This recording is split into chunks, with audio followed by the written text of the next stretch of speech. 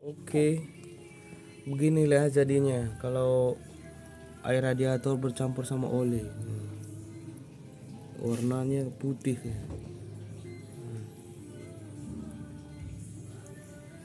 Hmm, Kayak warna semen. Begini warnanya. Ini karena campuran air radiator sama air oli ya. Berubah warna dia.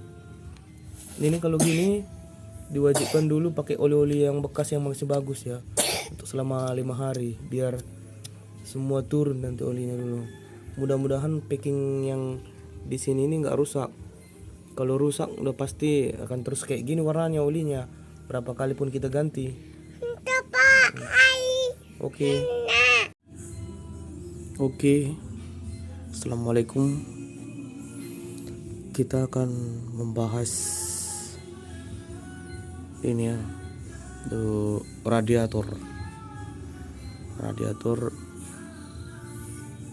pada motor. Ini radiator pada motor ini bergabung sama oli, oli mesin di sini. Sekilas memang bergabung, tapi di sini ada pemisahnya nih, pemisah air coolant-nya sama oli. Ini selang oli menuju ke mesin. Kita kan kadang-kadang atau bengkel mengisi oli berlebih. Di saat berlebih itu otomatis mesin akan membuang ke sini, ke angin ya, lubang hawa ya, bahasa Medan lubang hawa nih, ke saringan udara ya. Saya pun nggak ngerti kenapa motor jenis ini pembuangannya ke lubang hawa, tapi memang lubang hawanya agak besar agak dalam dia itu. Yang pertama kita akan membahas, jangan mencoba-coba membuka baut ini hingga terbuka blok ini. Kalau sampai terbuka oli di mesin, wajib kita ganti karena di sini cuman ada packing yang memisah oli dan air coolant. Kalau kita buka, otomatis air coolant akan mengalir ke dalam, sini ke blok mesin. Jadi oli yang di mesin ini akan berubah nanti menjadi warna putih ya. Jadi wajib diganti sih olinya. Kenapa diganti? Karena olinya kan putih, jadi nggak maksimal lagi, tarikannya bakal berat. Sebenarnya mesin ini nggak pun pakai oli, pakai air pun kita bikin bisa nih bergerak. Tapi itu dia dampaknya kalau kering, seandainya kering di dalam ini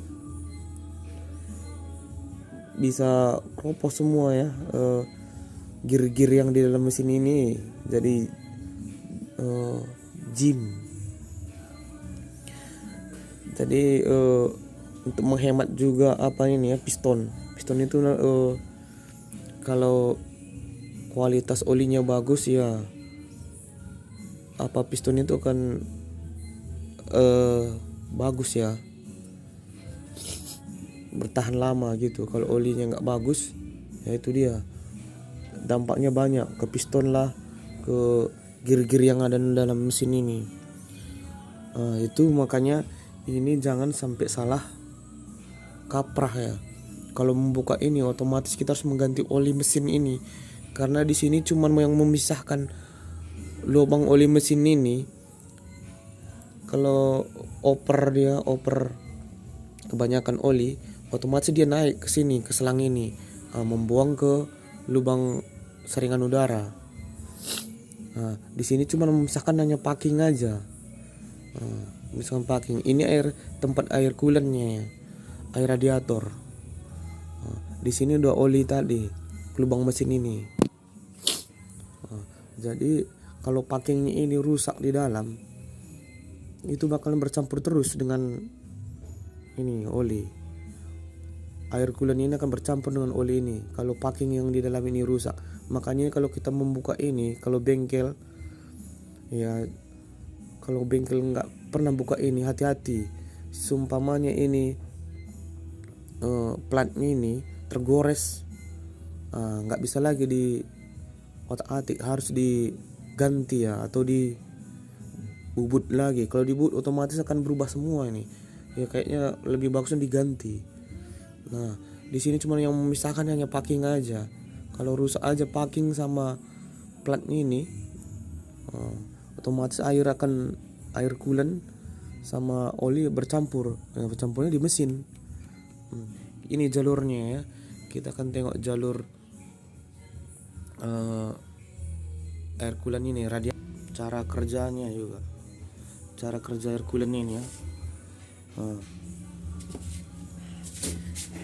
Kita akan memasukkan dari sini air coolantnya, masuk kemari. Dia akan menuju ke mesin dari sini ya, siklusnya dari mesin sini.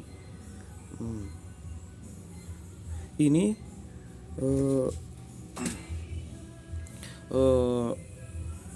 selang ini akan menuju ke sini bawah. Selang ini akan menuju ke bawah sini.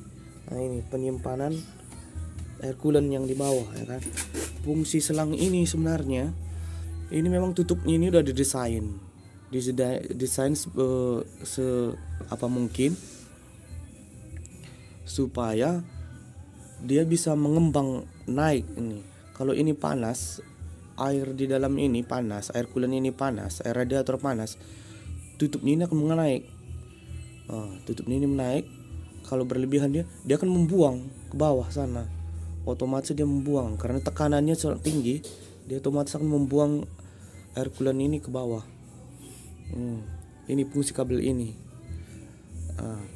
Jadi pertama tadi masukkan ke sini, dia akan menuju ke mesin. Ke mesin dari sini. Mesin. Bukan hanya dari sini aja ya mesinnya. Ini cuma ini pengaturannya. Ini dia nanti masuk lagi nih. Sirkulasinya ya. Ini otomatis suhu. Kalau udah sampai 800 derajat sampai 900 derajat, kalau dia masih bagus ini di dalam, dia otomatis kipas yang ini. Ada dalam kipas ini. Otomatis hidup kipas ini, dia akan menarik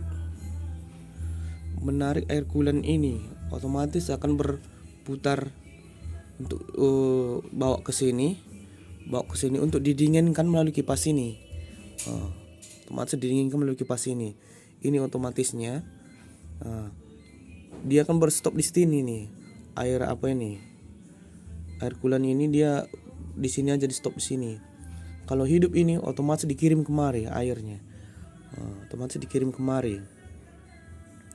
Kalau udah sampai kemari, dia bekerja untuk mendinginkan air coolant ini. Ini fungsinya.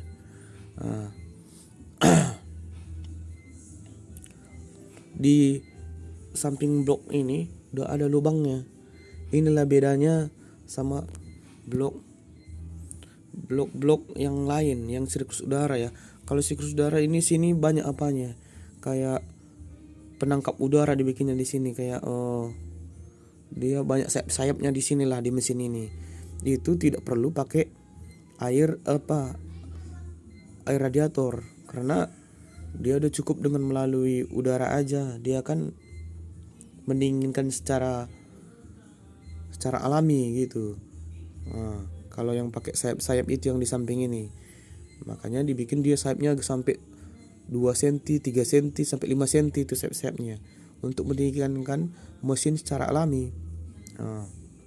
Oke, kita lanjut air coolant ini tadi. Ini tadi yang ke bawah ini tadi secara otomatis juga nanti dia kalau berkurang di sini air radiator, dia otomatis akan menyedot dari sini melalui selang ini lagi. Tadi dibuangnya, disedotnya lagi gitu. Kalau dia panas dia nyedot lagi ke sini.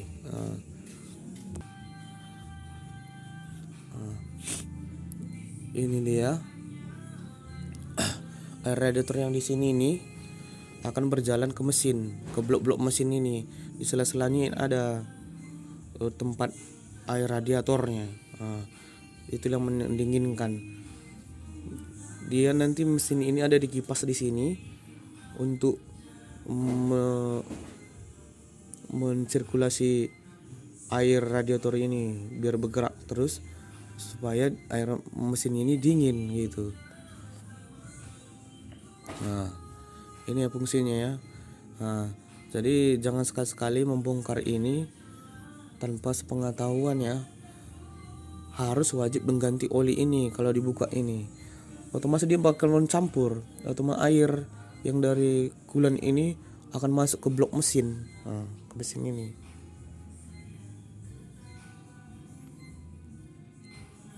Oke, sekian dan terima kasih.